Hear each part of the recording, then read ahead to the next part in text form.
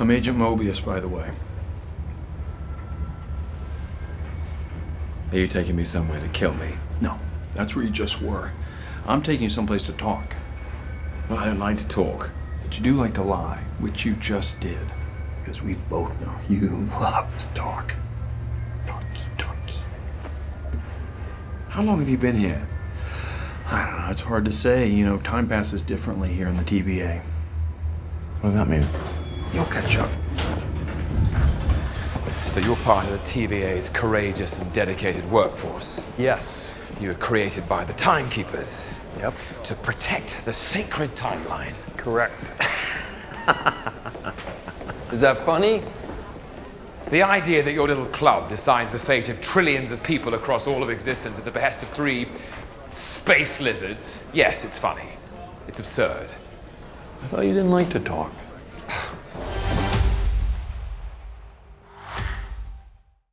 Welcome back, everyone. This is going to be my new Loki trailer video. They dropped a whole bunch of new footage. There's a bunch of Easter eggs here, so we'll break it all down. If you're brand new to the channel, I'll be doing videos for all the episodes. It's going to start in a couple weeks, so be sure to subscribe to get everything. We're also doing a giveaway for Disney Plus memberships. All you have to do to enter is be a subscriber and just leave all your predictions for the series on the video. As you can see with Loki, we're pushing more into the concept of the multiverse with all these alternate realities, with him having to go around and clean up all these alternate versions of himself that seem like they're all meant to be way worse than this new main version of Loki, who is a variant of the original Loki. We're thinking of the main Loki that died during Avengers Infinity War as the main Loki. So that's why you see this version of Loki walking around with a Time Variance Authority jacket that reads variant on the back, because he became a variant the minute he stole the Infinity Stone and created all these branch realities. But when we see him in this clip, when they start in, is right after they've hauled him through that trial with Ravonna Renslayer, the person that Gugu Mbatha-Ra's is playing. She's just referred to as Judge Renslayer during this. She's like an administrator within the Time Variance Authority, ruling over a lot of these judgments. But it seems like she's just booked him, and Owen Wilson's character, Mobius, has had this conversation with her that you saw in that last big clip. I'll post a link to that in the description below, where he's basically trying to advocate for Loki, like, let's not erase him from existence. He might surprise us. He might be able to fix this situation. Her character has mostly shown up during Kang the Conqueror stories as his love interest. Different alternate reality versions of her have been with him at times. She didn't work for the Time Variance Authority in the comics, but there was a version of Kang the Conqueror that became Immortus, who eventually just turned over his entire empire to her because he got bored with it. There are many different versions of Kang the Conqueror in the comics, like you have the Scarlet Centurion, you have Rama Tut, like the original version that showed up in the Fantastic Four comics. The version of Iron Lad that shows up in the Young Avengers stories is kind of like the little kid version of Kang. Immortus is sort of like the last version of Kang, like eventually in his distant future, he turns into Immortus. And he was the one who worked with the Timekeepers. So I will explain a little bit more about the Timekeepers in this video, because Loki makes some jokes about them being space lizards. The reason why he calls them space lizards is because they were actually created by He Who Remains, who was like the last person that worked for the Time Variance Authority or ruled over the Time Variance Authority at the end of time in the last remaining reality of the multiverse. So it was like right before the heat death of the very last universe in the entire multiverse. Literally the end of time in that reality before you went through another Big Bang cycle and another firmament was created, another version of the multiverse was created. We're going to get super cosmic during Marvel Phase 4 because of all this multiverse storytelling, so they actually get into that quite a bit during the Ultimates comics when they talk about Galactus' origin story. Galactus isn't going to show up during the Loki series, but eventually we'll see him through those new Fantastic Four movies that they're doing, I'm sure through the sequels. Like, Galactus is probably going to be the next big Avengers-level event in many, many years. But when you start getting into the idea of the multiverse, you start dealing with these big cosmic concepts, it actually gets really cool. So there are actually a lot of Marvel comics that have covered this stuff that I'll point out when these Easter eggs show up. But for those of you that have been wanting to see more powerful cosmic concepts inside the Marvel Cinematic Universe, the Timekeepers actually claim to be more powerful than the Living Tribunal. They present themselves like they're helping keep control of the timeline, they're policing the timeline, but the way they portray them is kind of like the Time Lords from Doctor Who, and if you haven't watched a bunch of Doctor Who is the main character, he's the protagonist, the good person who's supposed to be working amongst a bunch of really bad bureaucrats. So sometimes the Time Lords themselves are portrayed as the villains. So we'll see if they wind up presenting the Timekeepers in the same way. Like Loki is joking about how what they're doing is so absurd and they look like space lizards because they are reptilian, that's why he's calling them space lizards. And even though he's kind of the antagonist in this situation, he's slowly becoming the hero on his redemption arc. I wouldn't be surprised if they go the Doctor Who route, because usually bureaucrats in any big Doctor Who story wind up being some of the biggest villains.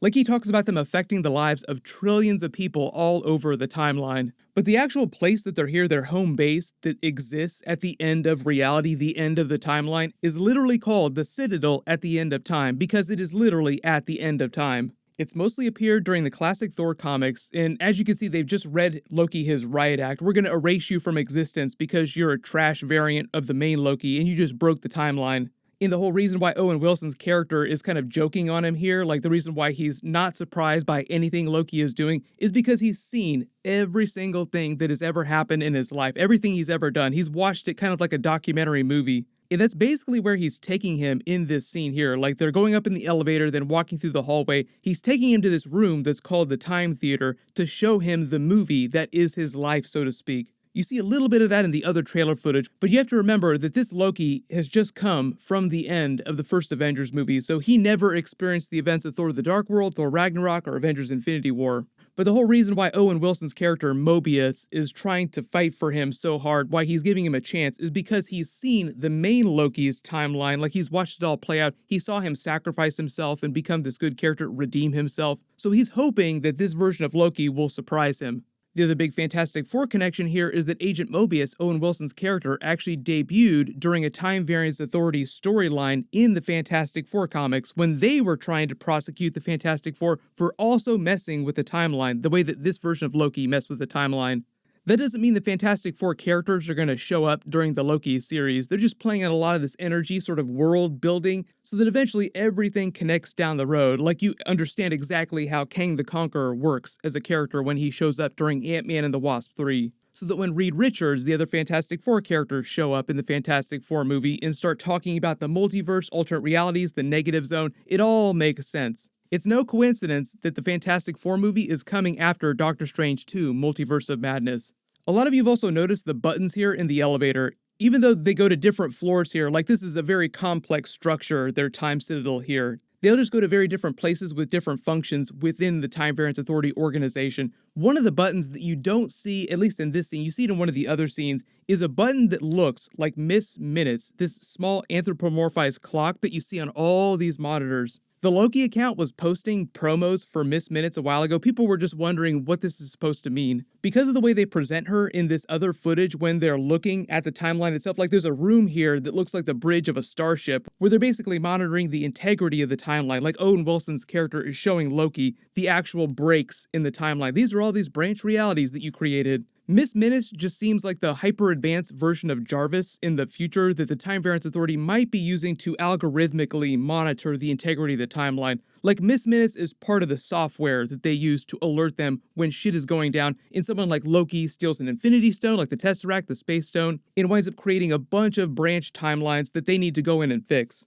It does sound like Loki knows at least a little bit about the Timekeepers, like he demonstrates that he is aware they exist. Like Thor, Odin, the other Asgardians, the more long-lived races in the galaxy, the universe, probably know about the Timekeepers. But the way he's acting here just makes it sound like he's never actually encountered a Time Variance Authority person, and just thinks it all kind of ridiculous as he read about it in stories. Also, being really glib like this is just one of his defense mechanisms. Like, he thinks that they're beneath him, the same way that he did during the first Avengers movie, talking to the Avengers. Like, right now in his head, he's trying to formulate a plan to escape, as we see in some of the other trailer footage when he's wearing that jacket. So it seems like a lot of the comedy, especially in the earlier episodes, like right here at the beginning, is him just failing super hard at that. Because the Time Variance Authority is so advanced, they've seen everything that he's ever done, so they know all of his tricks. So they're always literally and metaphorically one step ahead of him. It's not totally clear how they're going to explain the way they manipulate time travel. Some of the portals that they use here look a little bit like quantum energy, so they might also be using the same quantum energy that the Avengers used during Endgame to time travel. Kang the Conqueror, obviously big time travel villain, is showing up next during Ant-Man 3 Quantumania. So because of the connection to the quantum realm, quantum energy, the Time Variance Authority, at least in the MCU, might also just be using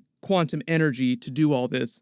There's only 6 episodes, and they haven't said how many different time periods they're going to, if it's going to be one per episode, or if there'll be a bunch of different ones during the first couple of episodes. It also seems like female Loki might be the hooded figure you see running around in these other scenes, like she might be one of the main antagonists of the series. I don't know if she's going to wind up being the main villain, if there'll be a big twist with that.